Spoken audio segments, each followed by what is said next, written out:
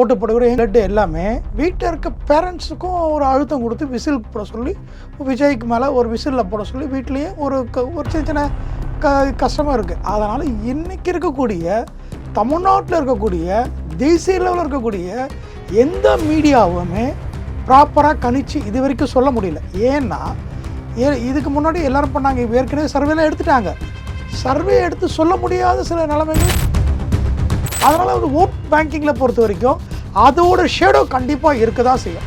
ஏன்னா மது பிரச்சனை, போதை வஸ்துக்கள் பிரச்சனைலையும் அந்த மக்கள் நிறைய பாதிச்சிருக்கிறதுனால அரசு அதிகாரி போலீஸோட ஐஆர்கே போயிடுச்சுங்க. இன்னைக்கு மத்தியானம் 1 மணி வரைக்கும் இன்னைக்கு அண்ணா அறிவாலயத்தில் நடந்த கூட்டத்தில் சில அமைச்சர்கள் பிஓக்கோ கூட இருந்து பேசின விஷயம் வரைக்கும் 140 வரைக்கும் நம்ம வந்துடுவோன்ற ஒரு அசம்ஷன்ஸில் இருக்காங்க. அதுவும் நம்ம அதிகாரப்பூர்வமாக சொல்ல முடியாது யாருமே. ஆனால் அதிமுக இப்போ அவங்களுக்கு லெவலில் அவங்க பேசுகிறப்போ அவங்களுக்கு வேண்டிய போலீஸ் ஆஃபீஸர்ஸில் அவங்க அரசியல் இருக்கக்கூடியவங்க, அங்கே இருக்கக்கூடிய மீடியேட்டர்ஸு அவங்க எடுத்துருக்கக்கூடியல அவங்களும் அதே தான் சொல்கிறாங்க. 130 160க்குள்ளே நாங்கள் வந்துடுவோன்றாங்க. இவங்களுக்கு அவங்கள பெரிய டிஃப்ரென்சியேஷன் பெருசாக சொல்லலை. எல்லாருமே 10 சீட்டு 5 சீட்டு தான் எக்ஸ் சொல்கிறாங்க. ஆனால் யாருமே அந்த அளவுக்கு, ஏன்னா விஜய் முக்கால்வாசி ஓட்டு உடைக்கிறதுனால 100% மறைக்கப்படுது. 100% மறைக்கப்படுது. ஏன்னா அரசோட இது வரைக்கும் எல்லா மீடியாவும் யூடியூப் சேனல்லையும் மிரட்டி அரசு கைக்குள் வச்சிருந்துச்சு.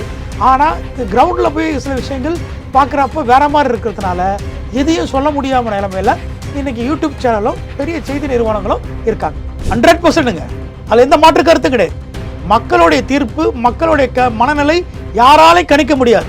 ஆனால் கருத்து கணிப்பு சில விஷயங்கள் அவங்க கிரவுண்ட் லெவலில் போய் பார்த்து கணிக்கக்கூடிய சொல்லக்கூடிய ஆட்களும் செயல்படாததுனால இன்னைக்கு இருக்கக்கூடிய சில நிறுவனங்கள் கொடுக்கக்கூடிய கருத்து கணிப்பு யாராலும் ஏற்றக்கூடிய முடியாத விஷயம். அது எந்த மாற்று கருத்தும் கிடையாது.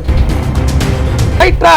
இந்த கவர்மெண்ட் ஃபார்ம் ஆகும், அந்த கவர்மெண்ட் ஃபார்ம் ஆகும்ட்டு நம்பிக்கைக்குரிய இடத்துல வந்து முன்ன பின்ன ஒரு கருத்து கணிப்பில் முன்ன பின்ன இருக்கும். பெருசாக சொல்கிற கவுண்டிங் நம்பர் வராது, அதில் டிஃப்ரென்சியேஷன் இருக்கும்னு இருப்போம். ஆனால் இந்த கருத்து கணிப்பு ஒன்றுமே இல்லாமல் ஒருத்தருமே பேச முடியலையே. இந்த நிமிஷம் வரைக்கும் பேச முடியலையே, எந்த அமைப்பும் பேச முடியலையே.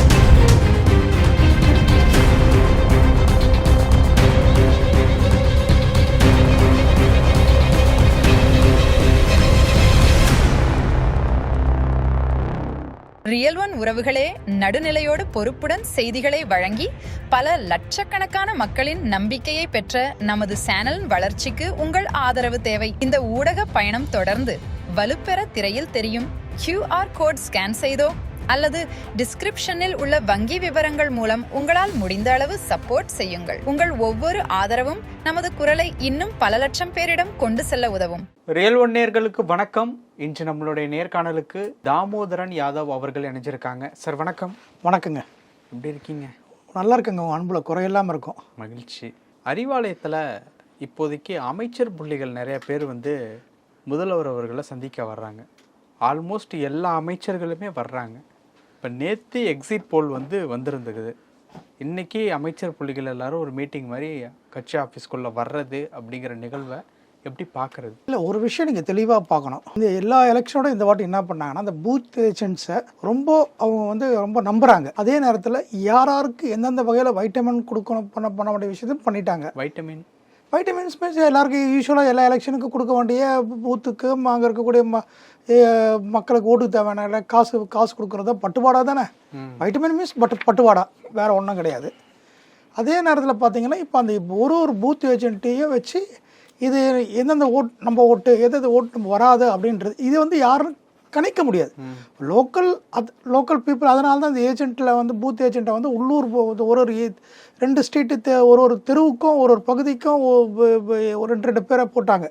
ஏன்னா ஐடென்டிஃபை பண்ணுறதுக்கு இந்தந்த ஓட்டு நம்மளுக்கு வரும், இந்தந்த ஓட்டு வராதுன்னு சொல்லியிருக்கோம் அப்படின்றதுக்கு ஐடென்டிஃபை பண்ணி. இப்போ என்ன பிரச்சனை கேட்டிங்கன்னா, இப்போ புது ஒரு காம்படிட்டர்ஸ் குழந்தைங்க ஃபஸ்ட்டு ஓட்டு போடுகிற பிளட் எல்லாமே வீட்டில் இருக்க பேரண்ட்ஸுக்கும் ஒரு அழுத்தம் கொடுத்து விசில் போட சொல்லி விஜய்க்கு மேலே ஒரு விசிலில் போட சொல்லி வீட்லேயே ஒரு சின்ன சின்ன கஷ்டமாக இருக்குது. அதனால் இன்றைக்கி இருக்கக்கூடிய தமிழ்நாட்டில் இருக்கக்கூடிய தேசிய லெவலில் இருக்கக்கூடிய எந்த மீடியாவுமே ப்ராப்பராக கணிச்சு இது வரைக்கும் சொல்ல முடியல.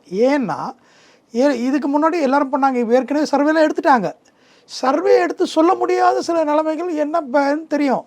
ஏன்னா ஆளுங்கட்சியோட ப்ரெஷர் எல்லாம் இன்றைக்கி இருக்கக்கூடிய யூடியூப் சேனலில் சில யூடியூப் சேனலை தவிர மற்ற எல்லாம் பெரிய எல்லாம் இருக்கக்கூடிய எல்லா மீடியாவும் அரசுக்கு ஒரு பக்கம் சாஞ்சி தான் இந்த நிமிஷம் வரைக்கும் செயல்பட்டுருக்கு. அதனால் எடுத்திருக்க சர்வேயில் அவங்களுக்கும் கொஞ்சம் இருக்குது. அதே நேரத்தில் இன்டெலிஜென்ஸ் பிரான்ச்சஸும் அவங்க நடத்திருக்க பெண் நிறுவனம் மற்ற ஏஜென்சிகள் இது மூலமாக எடுத்த சர்வேலையும் கொஞ்சம் அவங்களுக்குள்ளேயே குழப்பம் இருக்கிறதுனால தான் இந்த பிரச்சனை. அதனால தான் இப்போ என்ன பண்ணிட்டான், கட்சிக்காரனை கூப்பிட்டு ஒருத்தனையும் கூப்பிட்டு என்ன நடந்திருக்கு, எப்படி சொல்கிறீங்க, நீ எப்படி இவ்வளோ அழுத்தம் தருத்தமாக எப்படி சொல்கிறீங்க, இல்லை சார் இந்த அவங்க நம்ம பாரம்பரியமாக டிஎம்கே எல்லா டிஎம்கேக்காரர் இந்த வீட்டில் எல்லார் வீட்லேயுமே அவங்க கணிச்ச ஓட்டில் இன்றைக்கி பிள்ளைங்களால் மாறி போயிருக்கு. அதனால் இப்போ எதையுமே ஆணித்தரமாக அடித்து பேசுகிற அளவுக்கு யாருக்கும் தைரியம் இல்லை. அதனால் இன்றைக்கி பொறுத்த வரைக்கும் இன்றைக்கி பொறுத்தவரை இன்டெலிஜென்ஸில் இருக்கக்கூடிய ஆஃபீஸர்ஸு இன்றைக்கி முழுக்க மக்கள் தெளிவாக இருக்காங்க. ஒரு விஷயம், இந்த திமுக ஆட்சியிலையும் சரி ஆண்ட திராவிட கட்சிகளும் சரி அதிமுகவும் திமுகவிலையும் உள்ள ஒரு பெரிய பிரச்சனை இன்னைக்கு பொறுத்த வரைக்கும் மக்கள்கிட்ட ரொம்ப பாதிக்கப்பட்டிருக்கு சட்ட ஒழுங்கு பிரச்சனை. இல்லை அது நம்மளுடைய நேர்காணலே கரெக்ட் பேசி. அதனால் ஓட் பேங்கிங்கில் பொறுத்த வரைக்கும் அதோட ஷேடோ கண்டிப்பாக இருக்க தான் செய்யும். ஏன்னா மது பிரச்சனை, போதை வஸ்துக்கள் பிரச்சனையிலையும் அந்த மக்கள் நிறைய பாதிச்சிருக்கிறதுனால அரசு அதிக போலீஸோட ஐஆர்கே போயிடுச்சுங்க. போலீஸ் எப்படி தோணுது ரிசல்ட்டை பார்க்கும்போது?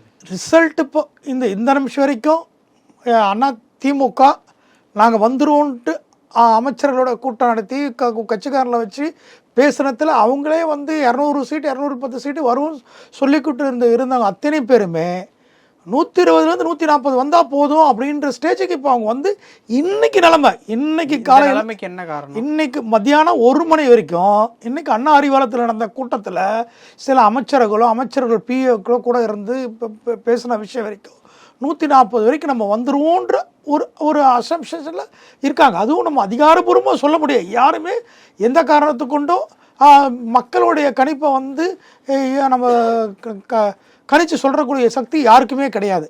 அப்படி இருக்கிற நேரத்தில் ஆனால் அதிமுக இப்போ அவங்களுக்கு லெவலில் அவங்க பேசுகிறப்போ அவங்களுக்கு வேண்டிய போலீஸ் ஆஃபீஸர்ஸில் அவங்க அரசியல் இருக்கக்கூடியவங்க அங்கே இருக்கக்கூடிய மீடியேட்டர்ஸு அவங்க எடுத்துருக்கக்கூடியதில் அவங்களும் அதே தான் சொல்கிறாங்க. 130 160க்குள்ளே நாங்கள் வந்துடுவோன்றாங்க. அவங்களுக்கு பெரிய டிஃப்ரென்சியேஷன் பெருசாக சொல்லலை. எல்லாருமே 10 சீட்டு 5 சீட்டு தான் சொல்கிறாங்க. ஆனால் யாருமே அந்த அளவுக்கு, ஏன்னா விஜய் முக்கால்வாசி ஓட்டு உடைக்கிறதுனால சொல்ல முடியாது. ஆனால் இன்றைக்கி இருக்க நிலைமை பார்த்தா இன்றைக்கி விடுதலை சிறுத்தைகளில் ரொம்ப அவங்க வாங்கினக்கூடிய 8 சீட்டில் கேள்விக்குறியான விஷயந்தான். சீமான் அவருடைய தொகுதியில் கண்டிப்பாக வந்துடுறதுக்கான பிரகாசமான வாய்ப்பு இருக்குது. ஏன்னா ஆன்டி காங்கிரஸ் டிஎம்கேயோட இருக்கிறதுனால, காங்கிரஸ்ன்றதுனால இவர் இருக்கிறதுனால ஒரு விஷயமும் அங்கே இருக்கலாம். ஆனால் அதே மாதிரி சென்னை சிட்டியை எடுத்துகிட்டா 16 தொகுதியில் நிறைய சிட்டியை டிஎம்கே கோட்டை விட்டுருது. அது எந்த மாற்று கருத்தும் கிடையாது. இப்போ இருக்கக்கூடிய சுச்சுவேஷனில் ஒரு பதட்டம் 120லேருந்து 140 வரைக்கும் வந்தால் போதும் அப்படின்ட்டு சொல்கிறாங்க இல்லையா? ஆமாங்க.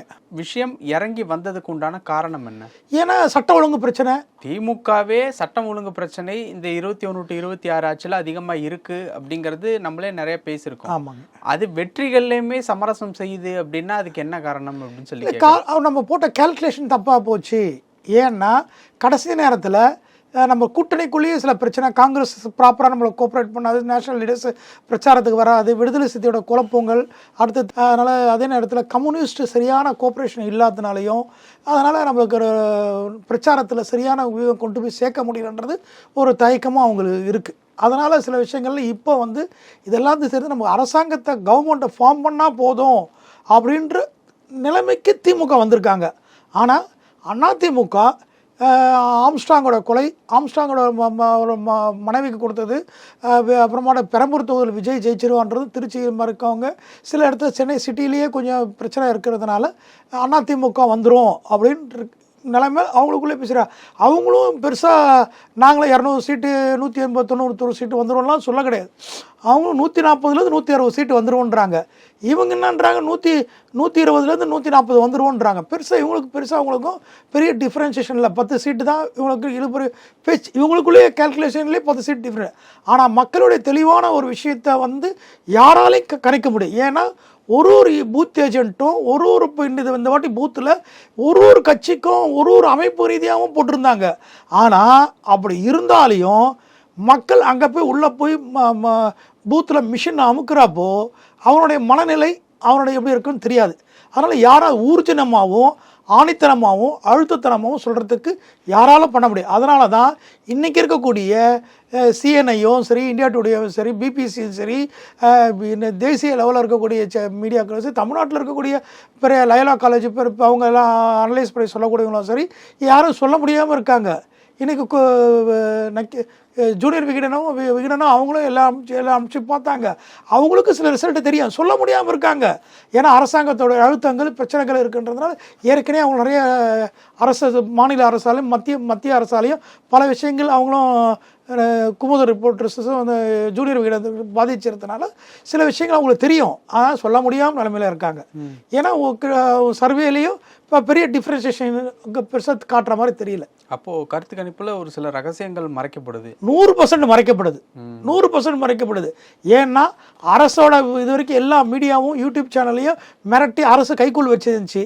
ஆனால் கிரவுண்டில் போய் சில விஷயங்கள் பார்க்குறப்போ வேற மாதிரி இருக்கிறதுனால எதையும் சொல்ல முடியாமல் நிலைமையில் இன்றைக்கி யூடியூப் சேனலும் பெரிய செய்தி நிறுவனங்களும் இருக்காங்க. ஓகே சார், இது மே 4ஆம் தேதி யாருக்கு சாதகமாக போய் முடியும்? இவ்வளவு நடந்திருக்குல்ல, அது யாருக்கு சாதகமாக அமையும்? அரசுக்கு எதிராக தான் இருக்கும்னு நாங்கள் நினைக்கிறோம். எங்களுடைய மக்களுடைய சில கிரவுண்ட் லெவலில் பார்க்குறப்போ இந்த வாட்டி ஆளுங்கட்சி தக்க வைக்கிறது கேள்விக்குறியான விஷயம்தான். ஆளுங்கட்சிக்கு அப்போ யார் வருவா? அதிமுக வரலாம். அது உங்களுடைய ஆசை? ஏன் ஆசை கிடையாது. ஐ மீன் பேக்வர்ட் கம்யூனிட்டி, நான் பிற்படுத்த சமுதாயத்தில் தலைவர். திமுகவுக்கு எங்களுக்கு யாரும் ஒன்றும் பண்ணல. நாங்கள் பிற்படுத்த சமுதாயத்துக்காக போராடுறோம், எங்களுக்கான விஷயம். நாங்கள் இல்லை, ஏன்னா மக்களுடைய மனநிலை மாற்றங்கள் வேணும்.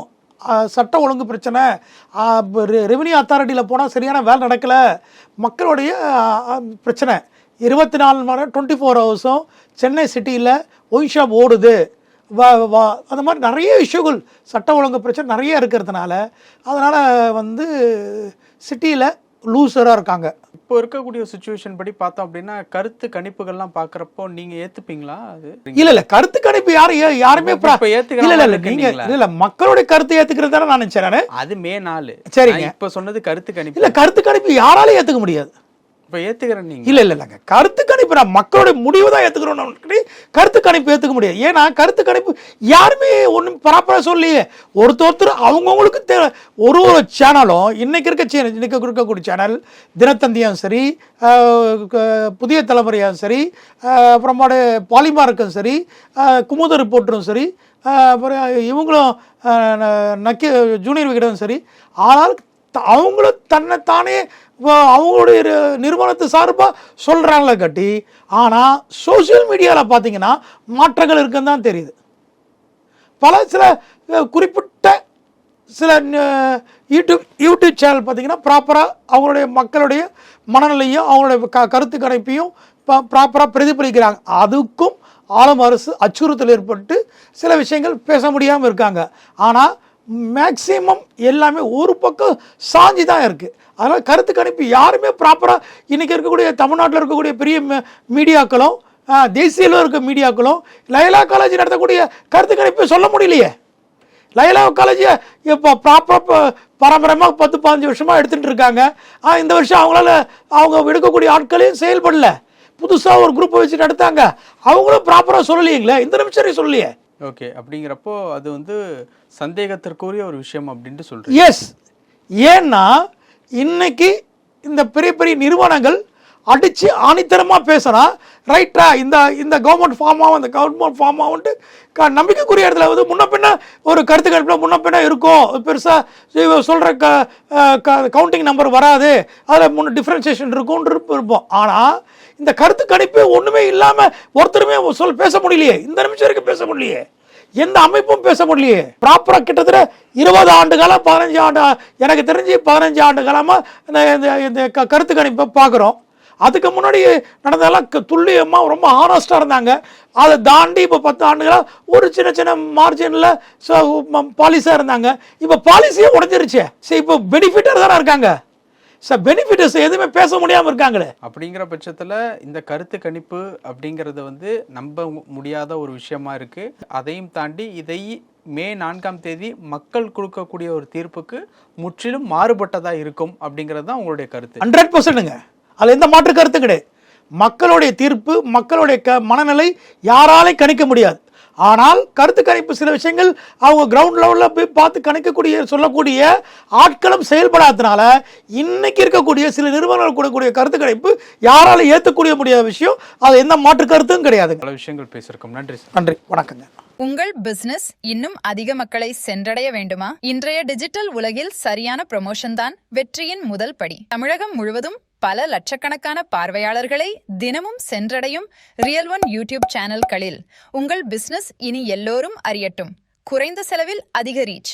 உங்கள் பிராண்டுக்கு நம்பிக்கையும் வளர்ச்சியும் சேர்க்க இன்றே எங்களை தொடர்பு கொள்ளுங்கள். 9280087164